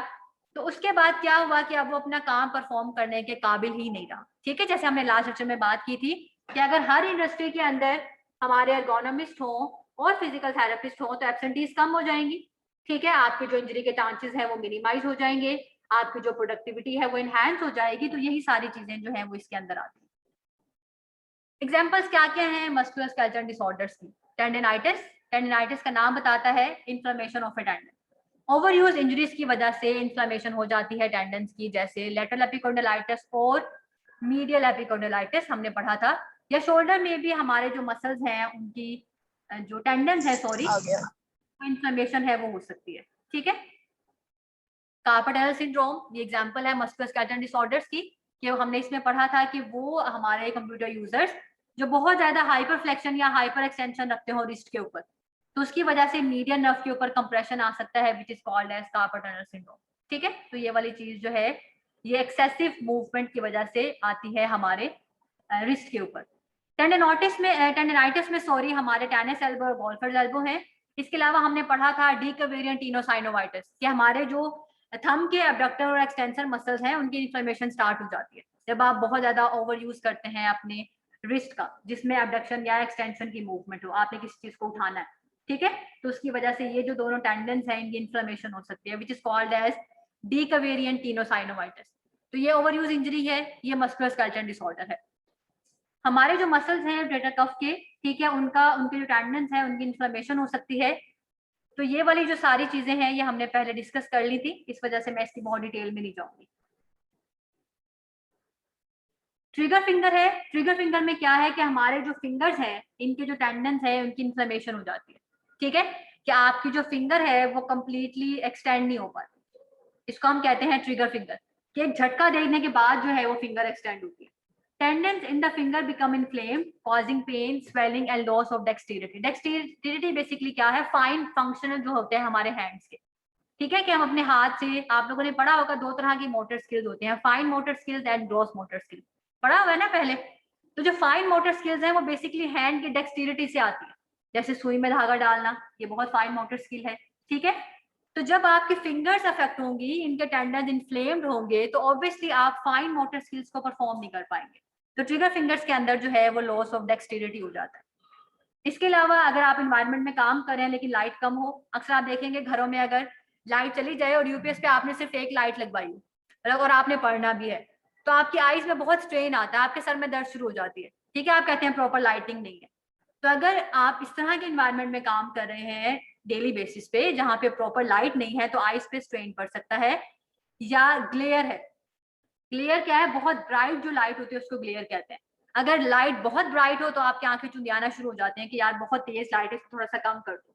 ठीक है, तो ये दोनों चीजें जो है ये आपकी आईज के ऊपर स्ट्रेन डालती हैं। या ऑकवर्ड पोजीशन हो, क्या आप ऐसे देख रहे हैं, तो आपके जब ये क्या कहते हैं, आपको जो फॉरवर्ड हेड पोस्चर के साथ जब आप देखते हैं, तो जब बैक पे स्ट्रेन पड़ता है तो ये सारे जो मसल्स हैं आपकी जो ऑक्सीपिट पे जाके अटैच होते हैं, इन पे भी खिंचाव पड़ता है, जिसकी वजह से आंखें हर वक्त खिंची रहती हैं। तो जिन लोगों को सर्वाइकल पेन होता है उनको हाफ सर में जो है वो पेन भी रहता है, आंखों में खिंचाव भी आता है। ठीक है, तो ये सारी जो है ये एबनॉर्मल पोस्चर्स की वजह से होते हैं। अब जो ट्रिगर फिंगर है ये बेसिकली किस वजह से होती है कि अगर आपने जो है किसी चीज को अचानक से पकड़ा है, ठीक है, और आपका टेंडन ओवर स्ट्रेच हो गया तो उसकी इन्फ्लेमेशन हो जाएगी, तो उसकी वजह से आप चीजों को जो है वो नहीं पकड़ पाएंगे। और इसमें क्या बिगेस्ट प्रॉब्लम होती है कि आप अपनी जो फिंगर है इसको स्ट्रेट नहीं कर पाते, एक जर्की सी मूवमेंट आती है उसके बाद ये स्ट्रेट होती है, डायरेक्टली स्ट्रेट नहीं हो सकती जैसे नॉर्मली हमारी हो जाती है। Physicians feel that repetitive strain of the area might cause the problem। ठीक है, कि बार बार इसी जगह पे जब स्ट्रेन पड़ा था तो इसकी वजह से प्रॉब्लम जो है वो हो गई। Also the tasks that require repeated grasping or the prolonged use of tools। अगर आप लोगों को कभी कोई असाइनमेंट मिली हो, चार्ट्स कटिंग किया बाकी, तो एक टाइम के बाद चार्ट काटते काटते आपके यहाँ पे सीजर्स की वजह से दर्द हो जाता है, या आपके थम में जैसे जहां से हमने उसको हाथ डाल के वो उसके जो सुराख होते हैं उनके अंदर आपने ये जो इंसर्ट किया होता है, तो आपको थम में यहाँ पेन शुरू हो जाती है। तो वो लोग जिनका काम इसी तरह का है कि सीजर्स को उन्होंने इस्तेमाल करने हैं या स्क्रू ड्राइवर्स इस्तेमाल करने हैं, तो उनके अंदर जो ट्रिगर फिंगर है वो ज्यादा रिपोर्ट होती है। ठीक है, क्योंकि उनके काम की नौयत जो है वो इस तरह की है। आई स्ट्रेन की हमने पहले बात कर ली थी कि किस वजह से आई स्ट्रेन जो है वो हो सकते हैं, इसको आप खुद ही रीड कर लीजिएगा, अगर ना समझ आए तो मैं बता दूंगी। नेक्स्ट वन है हैंड और आर्म वाइब्रेशन सिंड्रोम। हमने अभी पीछे बात की थी कि जब आप जैक हैमर को इस्तेमाल करते हैं तो उसके केस में आपकी पूरी बॉडी के अंदर वाइब्रेशन आती हैं। वो जो वाइब्रेशंस हैं उनकी वजह से टिंगलिंग हो सकती है, नमनेस हो सकती है। ब्लांचिंग क्या है कि कलर जो है वो चेंज हो जाता है स्किन का। ठीक है, आपकी जो हैंड की डेक्सटेरिटी है वो अफेक्ट होती है। नेक्स्ट वन जो है दैट इज मसल स्ट्रेन, क्या आपके मसल्स के अंदर पेन आ सकता है। ये सारे मस्कुलोस्केलेटल डिसऑर्डर्स हैं, हम इसकी डिटेल पढ़ें क्योंकि हमने यही डील करने होते हैं। ठीक है, मस्कुलोस्केलेटल डिसऑर्डर्स जो है वो फिजिकल थेरेपी के डोमेन में आते हैं। जैक हैमर को इस्तेमाल करने में इतनी ज्यादा वाइब्रेशन आती है कि रिसर्च ये कहती है कि कुछ वर्कर्स ने जिन्होंने सिर्फ 5 दिन इसको इस्तेमाल किया है उनके अंदर ये सारे जो सिम्टम्स हैं वो अपेयर हो गए। 5 डेज बहुत कम टाइम है किसी के अंदर एबनॉर्मैलिटीज को डिवेल्प होने में। तो जैक हैमर की वजह से इस कदर वाइब्रेशन इंड्यूस होती है वर्कर्स के अंदर कि उसकी वजह से हमारे जो वर्कर्स हैं उनमें प्रॉपर ब्लांचिंग और रिड्यूस ब्लड सर्कुलेशन और उनके अंदर जो टिंगलिंग है और जो नमनेस है उसको रिपोर्ट किया गया। ठीक है, ब्लैंचिंग है बेसिकली क्या है कि आपके जो हैंड्स हैं उनके या आपकी जो स्किन है वो वाइट हो जाए। ठीक है, और बेसिकली आपके पार्ट्स ऑफ हैंड जो आर्म जो है उसके अंदर होती है। कंडीशन जो ब्लैंचिंग की है ये एसोसिएटेड है with exposure to vibration. The prolonged use of vibration hand tools can cause the stress at the joint and muscle leading to the reduction of blood flow. ठीक है, ये जो वाइब्रेशन है इनकी वजह से ब्लड फ्लो रिड्यूस हो सकता है। The risk increases with forceful gripping of the hand tools and with continuous exposure to vibration, both nerves and the blood vessels are affected। एक वाइब्रेशन है जो आप एक मशीन के थ्रू देते हैं, एक है जो आप हाथ में पकड़ के जो है उसको वाइब्रेशन दे रहे हैं। तो वो जो हाथ में पकड़ के जिसको आप यूज करते हैं उसकी वजह से ज्यादा चांसेस हैं ब्लड वेसल्स पे और नर्व्स के ऊपर आपके अफेक्ट होने के। Pneumatic tools are generally worse than the electrically power tool. Pneumatic जो टूल्स होते हैं वो ज्यादा वर्स है। न्यूमेटिक टूल्स क्या होते हैं, इनके अंदर हवा भरी हुई होती है। ठीक है, जिसको आप मैनुअली आप खुद प्रेशर देते हैं जिसके अंदर। जो इलेक्ट्रिकल होते हैं उसमें कम चांसेस होते हैं आपके अंदर जो वर्स सिम्टम्स हैं उसके। ठीक है, heard of a case where a construction worker developed MSD in a 5-day from the continuous use of a jackhammer। ठीक है, एक केस ऐसा रिपोर्ट हुआ, केस रिपोर्ट रिसर्च बेस्ड, जिसमें ये हुआ कि 5 डेज के अंदर ही जो जैक हैमर यूज कर रहा था एक कंस्ट्रक्टर उसके अंदर जो सिम्टम्स हैं ये सारे के सारे जो हैं वो रीअपेयर हो गए। हम क्या कर सकते हैं? एडमिनिस्ट्रेटिव कंट्रोल्स, ठीक है, कि हम जो है वो एडमिनिस्ट्रेटिव कंट्रोल करें, वर्क प्लेस का एनालिसिस करें, वर्क प्रैक्टिस जिस तरह की हो रही है उसको कंट्रोल करने की कोशिश करें, हम प्रॉपर सेमिनार्स अरेंज करें, हम प्रॉपरली जो है वो अपने पेशेंट्स को या जो भी वर्कर्स हैं उनको प्रॉपर गाइडलाइन दें, ठीक है। तो 3 तरह की चीजें हो सकती हैं। एडमिनिस्ट्रेटिव लेवल के ऊपर कंट्रोल हो सकता है, ठीक है, आप वर्क जो प्रैक्टिस कर रहे हैं पेशेंट अगर वो ऑकवर्ड पोजीशन में कर रहे हैं तो आप उसको कंट्रोल कर सकते हैं। इंजीनियरिंग कंट्रोल है कि वर्क प्लेस का डिजाइन, जहां पे वो बैठ रहे हैं चेयर, उन सब चीजों को आप मॉडिफाई कर दें। तो 3 तरह से आप जो है वो काम कर सकते हैं। मिथ है एर्गोनॉमिक के बारे में कि बहुत एक्सपेंसिव है, कि अगर आप रीडिजाइन करेंगे उस तरह से तो बहुत एक्सपेंसिव पड़ जाएगा, जबकि इसके बारे में जो ट्रूथ है वो ये है कि आप सिंपल अपना माइंड इस्तेमाल करके भी चीजों को अरेंज कर सकते हैं। जैसे हमने वीडियो देखी थी उसमें था कि अगर हमारा मॉनिटर इस तरह का नहीं है कि हम उसको एडजस्ट कर सकें तो हम उसके नीचे जो है वो अपने प्रिंटर के पेजेस रखते हैं, आप कोई ब्लॉक्स रख के उसकी हाइट को एडजस्ट कर सकते हैं, ठीक है। आपके पास प्रॉपर फुट रेस्ट नहीं है तो आप नीचे जो चीज आपके पास अवेलेबल है आप 2-3 कुशन्स को रख दें ताकि आप उसके ऊपर जो है अपने फुट को प्लेस कर सकें।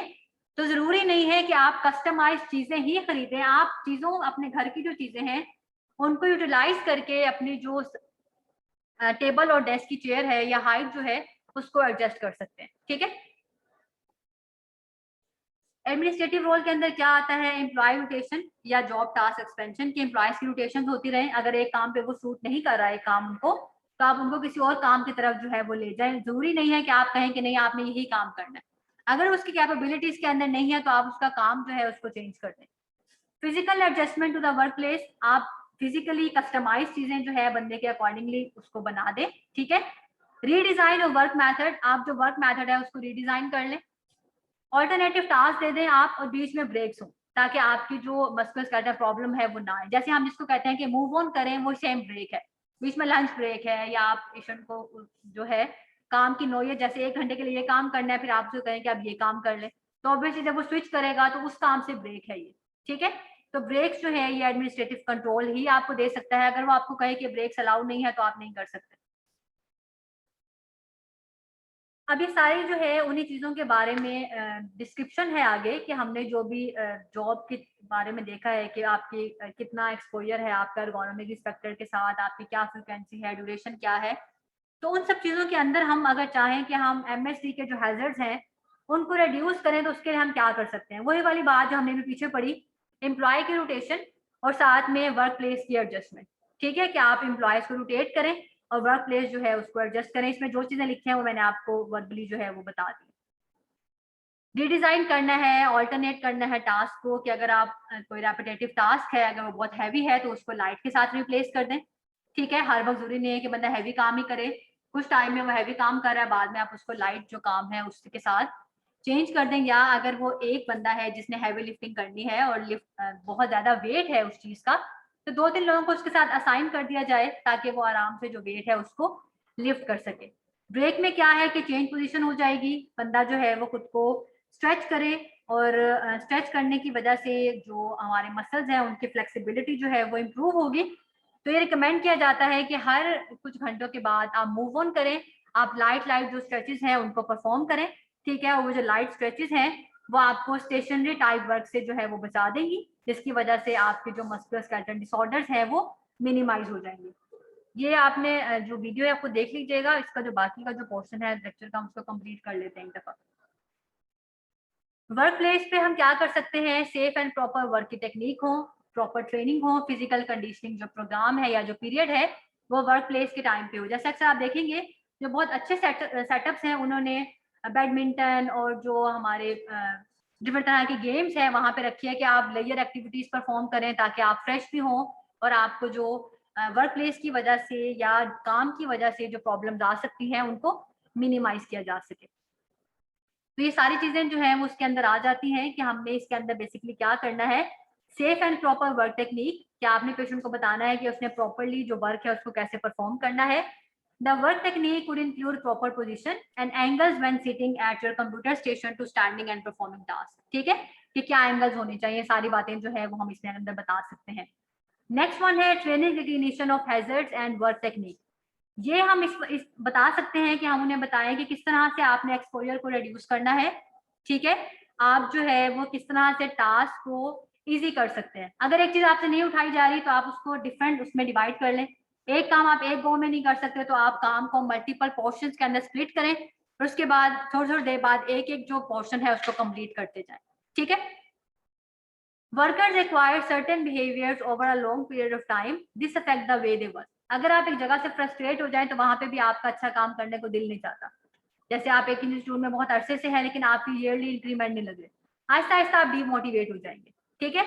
तो वर्कर्स का जो बिहेवियर है वो with the passage of time, जैसे जैसे उनका काम वहां पे बढ़ता रहता है और अगर अप्रिसिएशन नहीं मिलती तो आहिस्ता आहिस्ता आप वो चीज नहीं परफॉर्म करते, ठीक है।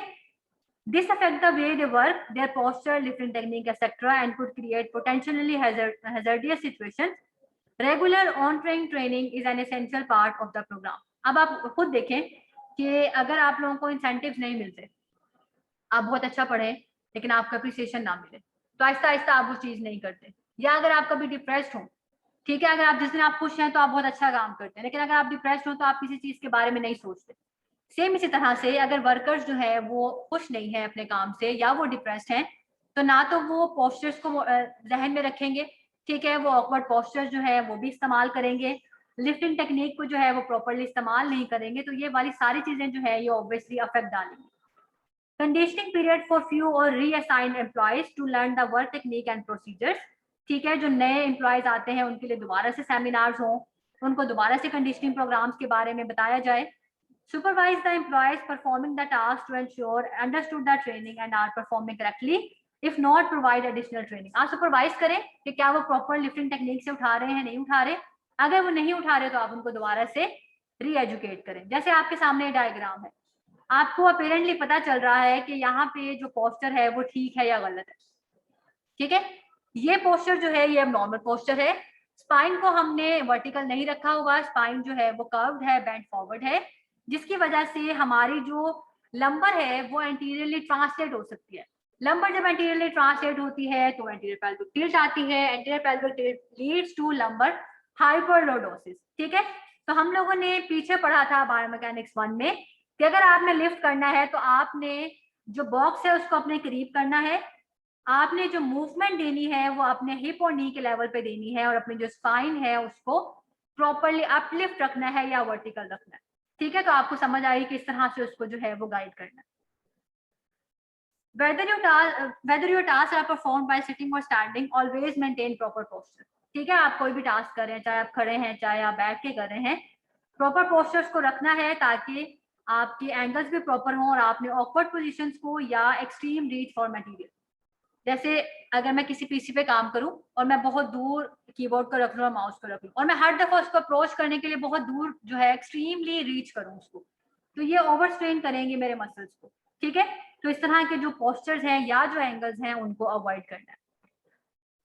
बॉडी एंगल्स किस तरह के होने चाहिए, हमने पहले पढ़ा था कि आपके जो आई है उसका लेवल हो, जैसे ये बहुत नीचे है इसके लिए मेरी जो नेक है उसको मुझे फ्लेक्स करना पड़ रहा है, अगर ये मेरे लेवल पे होगा तो मैं इसको सिर्फ सामने से देखूंगी और मेरी नेक न्यूट्रल रहेगी, ठीक है। तो आपके जो मॉनिटर्स हैं वो आपके आई लेवल्स पे हो, आपके शोल्डर्स जो हैं वो रिट्रैक्टेड हो, फॉरवर्ड ना हो, ठीक है। आपकी एल्बोज जो है वो बेंड हो, 110 डिग्री तक का जो है वो एंगल बन सकता है। आपकी जो फीट है हमने पढ़ा था कि 90 के एंगल्स जो है वो बनाते हो आपस में परपेंडिकुलर हो, तो ये बॉडी एंगल्स हैं जो कि आइडियल है। इसमें सारी यही बात लिखी हुई है कि किस तरह से आपने उसको मॉडिफाई करना है। कीबोर्ड है तो टिल्ट, जैसे कीबोर्ड हमने पीछे एर्गोनॉमिक्स में देखा था कि कीबोर्ड अगर टिल्ट वाले होंगे तो ज्यादा बेहतर है। आपके जो शोल्डर्स हैं वो अपने लेवल पे हों, ठीक है, बिल्कुल रिलैक्स्ड हो, उनको आपने कड़ाया ना हो, ठीक है, या बहुत ज्यादा जो है वो श्रग शोल्डर ना हो, ठीक है, नॉर्मल शोल्डर्स हो, रिट्रैक्टेड हो, आप आराम से जो है उसको रखें, एल्बो जो है वो आपकी बैंड हो। तो ये सारी वो चीजें हैं जो हमने पीछे डिस्कस कर ली थी। अपनी जो फीट है उनको फ्लैटली फ्लोर के ऊपर रखना है, वही वाली बात है जो हमने पीछे पढ़ी थी कि फुट रेस्ट जो है वो जरूरी है, आपने हैंग नहीं करना अपने जो आपके लेग्स हैं उनको, और अपनी जो रिस्ट है उसको न्यूट्रल रखना है, ना हाइपर फ्लेक्स करना है ना ही हाइपर एक्सटेंड करना है। ये सारी चीजें लीड करेंगी हमारे जो कार्पल टनल सिंड्रोम है उसकी तरफ।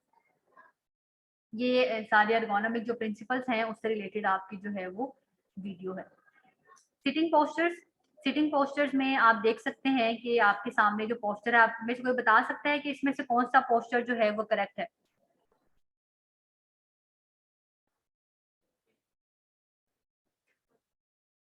मैम सेकंड वाला।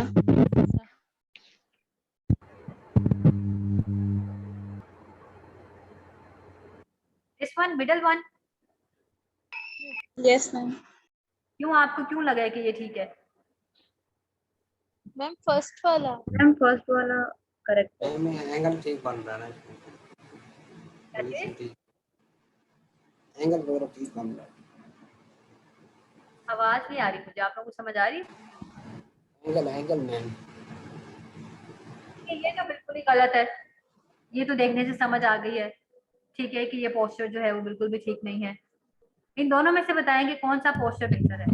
मैम फर्स्ट वाला बेहतर है, क्योंकि सेकंड वाले में हिप का और नी का एंगल बहुत डिफरेंट है, चेंज हुआ हुआ है।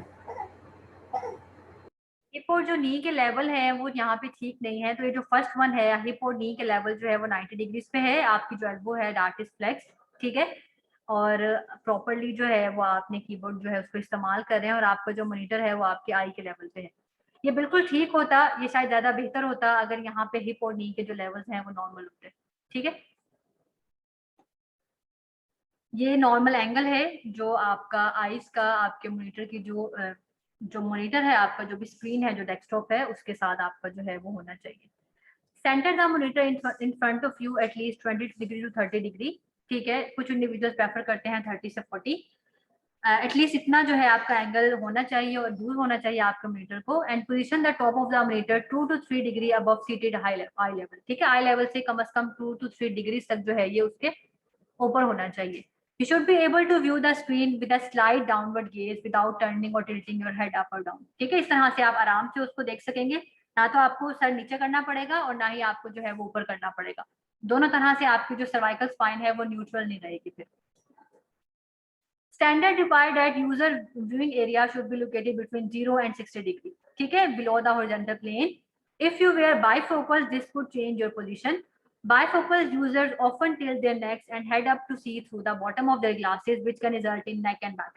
ठीक है, अगर आप बायफोकल्स पहनते हैं तो उस केस में बायफोकल्स में होता है कि नीचे से ज्यादा अच्छा नजर आता है, जो नीचे की साइड होती है as compare to front one, तो वो नीचे की तरफ जब देखते हैं तो उसकी वजह से दोबारा आपकी जो नेक है उसमें स्ट्रेन आ सकता है, तो बायफोकल्स जो है वो अपने नेक्स को टिल्ट कर लेते हैं नॉर्मली, तो उसको हमने देखना होता है कि उनका मॉनिटर का जो साइज है वो भी थोड़ा सा आप जो है वो अपग्रेड कर दें, ठीक है। तो ये हमने अभी पीछे पढ़ा है कि एंगल्स किस तरह से, अब ये आपकी रेंज है, इसी में फिर आपका जो क्या कहते हैं कीबोर्ड हो, इसी रेंज में आपका जो है वो माउस हो, अगर आपने क्रैडल करना है फोन को तो वो भी आप किसी रेंज में हो कि बस ये रेंज रहे, बहुत ज्यादा हाइपर या जो आउट रीच है वो चीज नहीं होनी चाहिए, ठीक है, उसकी वजह से स्ट्रेन जो है वो ज्यादा बढ़ जाते हैं। ये जो पीछे वाली थी इसमें हमने एंगल्स देखे थे। Notice the position angles of the monitor and work material, notice the position of arm, hand, head etcetera. The workstation and related items are all within a comfortable range to prevent extensive reaching, twisting और awkward position। जैसे अगर phone आप पीछे रखेंगे तो phone बज रहा है तो आपको फिर पीछे ट्विस्ट करना पड़ रहा है, ठीक है, तो आप कोशिश करें कि वो बिल्कुल साथ ही हो ताकि आपकी ट्विस्टिंग जो मूवमेंट्स हैं, जो awkward postures हैं, उनको उनसे बचा जा सके। To help maintain a proper position, use tools and equipment such as headphones, documents, folder, etc. ठीक है, हेडफोन्स को जो है वो रखें ताकि अगर आपने फोन सुनना है, या डॉक्यूमेंट होल्डर हो जिसके अंदर प्रॉपर्ली डॉक्यूमेंट जो है वो रखी हो, जो कि आउटरीच में ना हो, जिसको आप इजीली एक्सेस कर सकें। अब इस पोजीशन के अंदर कोई मुझे बता सकता है कि क्या प्रॉब्लम है?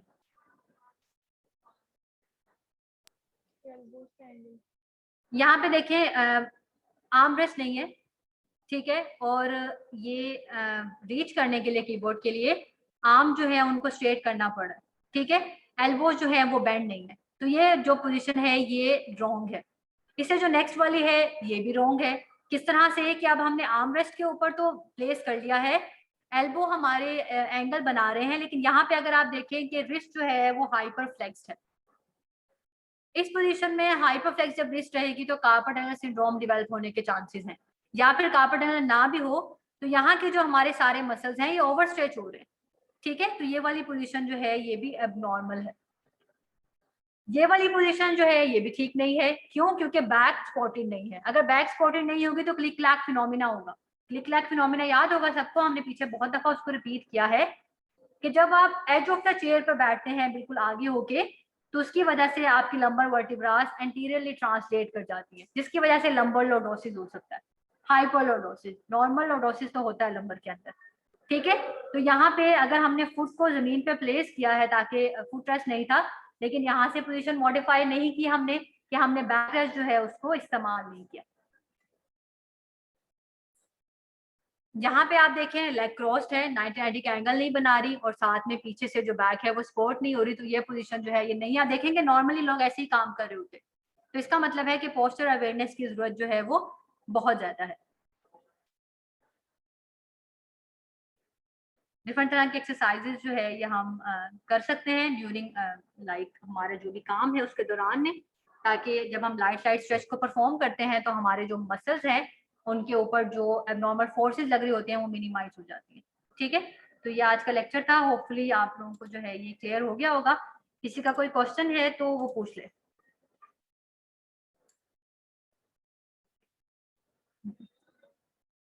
ईशा मैं भी थक गई थी लेकिन खत्म हो गया अब तो।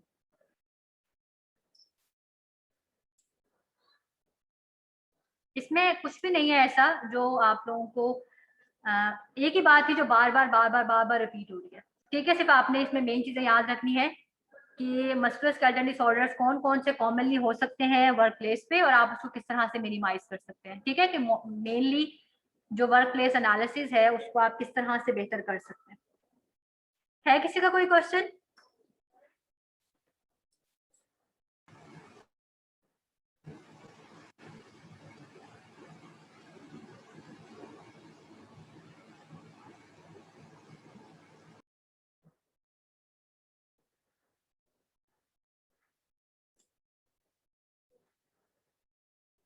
आप लोगों में से किसी का कोई क्वेश्चन है?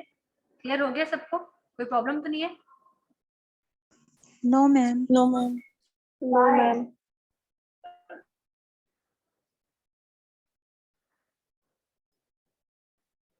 ठीक है, मैं फिर मीटिंग को एंड कर रही हूँ। आप लोगों ने वहां से जो आपकी वीडियो देख ली बेटा। अस्सलाम वालेकुम मैम। हाँ, मैम काइंडली प्लीज ये बता दें कि मिड में कितने लेक्चर्स आएंगे टोटल? मिड में इस वीक से पहले जो आपके लेक्चर्स हैं 15 लेक्चर्स वो हैं। ये 16 और 17 जो हमने इस वीक में पढ़ा है ये इंक्लूडेड नहीं है। Okay ma'am, thank you. Ma'am 15 ज्यादा नहीं होंगे? आप लोगों ने फर्स्ट 5 पहले भी तो प्रिपेयर किए हैं क्विज के लिए। मैम फिर भी ज्यादा है। 13 कर लेते 10 कर दी। हैं, 13 कर लेते हैं, 10 बहुत कम है। Okay ma'am, thank you ma'am. 3 ma'am कब होगा? मैम कब होगा मिड? मैं लेक्चर शुरू होने से पहले आप लोगों को यही बताया कि मैं इस पे कमेंट नहीं कर सकती अभी, क्योंकि आपको डीन की तरफ से जो है वो ईमेल आएगी। डेट शीट सारा हर चीज बन गई हुई है आपकी। लेट्स सी ईमेल आती है।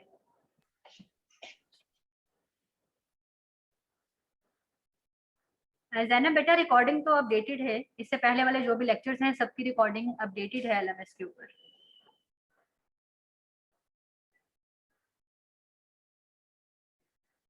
जी अरीज, क्या क्वेश्चन है आपका?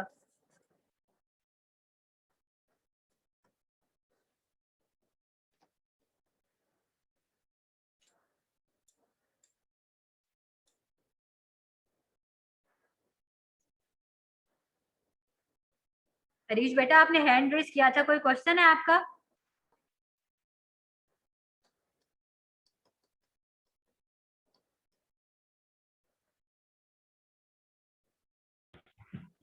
मैम मैम इसका सिलेबस 1 to 14 लेक्चर्स हैं। 1 to 13? 1 to 13?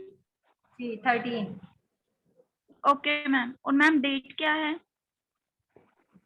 डेट क्या है मैंने अभी यही बताया है कि आपको ऑफिशियल ईमेल आएगी सर की तरफ से, डायरेक्टर की तरफ से आप लोगों को ऑफिशियल ईमेल आएगी आज या कल, ओके मैम। ठीक है।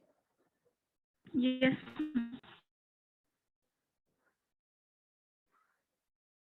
इसके अलावा कोई क्वेश्चन है किसी का? No ma'am. ठीक है बेटा, मैं इसको एंड कर रही हूँ फिर। अल्लाह हाफिज़। अल्लाह अल्लाह हाफिज़।